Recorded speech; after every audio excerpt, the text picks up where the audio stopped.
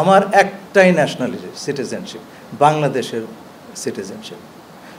আমি এখানে আসার আগে আমার পরিবারের সঙ্গে আমেরিকায় থেকেছি, কিন্তু আমার কোনো আমেরিকান পাসপোর্ট নাই।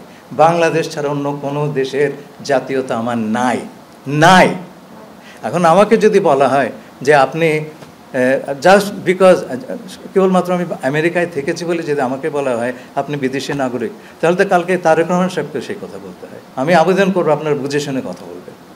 আমাকে যদি আপনার ঢিল করেন, সেই ঢিল কিন্তু অন্যর ওপর গিয়ে পড়তে পারে।